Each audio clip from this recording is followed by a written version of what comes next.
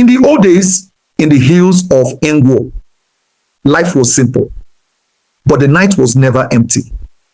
Obinna and Nwoke were two young men from the village, friends, but very different.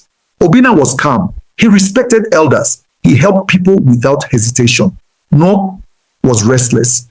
He believed only what he could see, and he always wanted more. One evening, they traveled to a nearby village market far from their home. It was a place of life and enjoyment. Drums echoed through the air. Voices filled the night. Palm wine flowed from one calabash to another. Young men danced, young women laughed. The fire burned bright in the center of the square. Obinna sat among friends, smiling, sharing stories.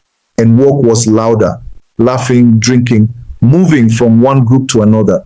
He was enjoying himself fully. Time passed.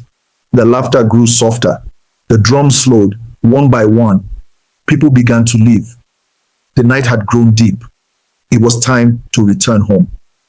Obinna and Nwoke stepped into their car and began the long journey back to Nwoke. The road was quiet. A light drizzle began to fall. Not heavy, just soft drops touching the earth. The smell of rain rose into the air. Mist gathered along the edges of the forest. The headlights cut through the darkness. As the car moved steadily forward, then suddenly, Obinna leaned forward. Wait, did you see that? Up ahead, an old woman walked alone on the road. She was bent with age. Her wrapper was soaked with rain. Water dripped slowly from her body. In her hand, she held a wooden staff. She walked slowly, as if the cold, the rain of the night meant nothing to her. And Nwoke shifted in his seats. This is not normal, he said quietly. Let us pass. But Obinna shook his head. We cannot leave her like this. He stepped out of the car. The rain touched his skin. The night felt colder now. Mama, he called gently. Where are you going? Let us help you. The woman did not answer. She kept walking. Obinna moved closer. Mama, the night is cold. Please, let us take you safely. She stopped.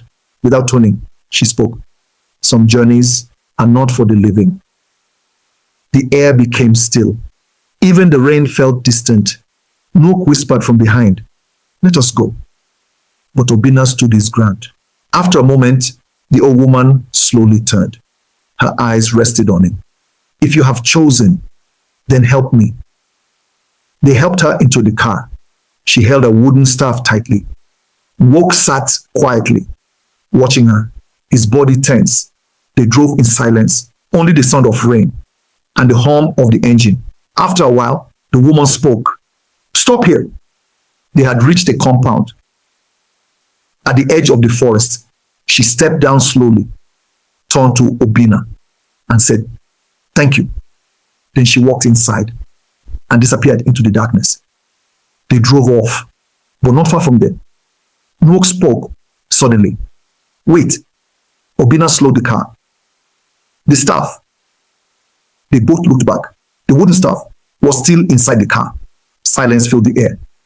It is late, Obinna said. We will return it tomorrow. Narrator, slow, reflecting. That night, Obinna could not sleep. Each time he closed his eyes, he saw her, standing, watching. Morning came. We must return the staff, Obinna said.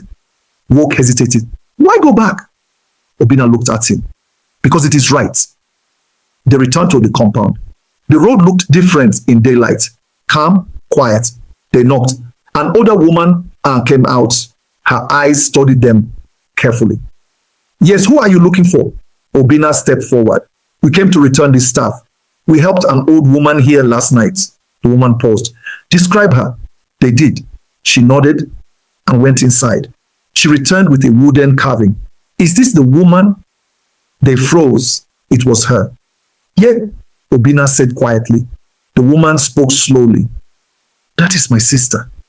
She died 2 years ago. Silence. Nwoke stepped back. That is not possible. We brought her here. The woman turned. Follow me. They walked behind her to the back of the house. Under a large udala tree was a grave, fresh earth, simple markings, and on it, a clay pot and a folded leaf. Take it, she said. Obinna stepped forward, opened the pot. Inside, cowries, old coins, a small charm. He unfolded the leaf. My sons, kindness is never wasted. I knew you would return what was mine. Take this, but be careful. What you carry can carry you. They stood still. The wind moved gently through the trees. Narrator, soft, suspenseful. What they did next would change everything. Part 2 is coming.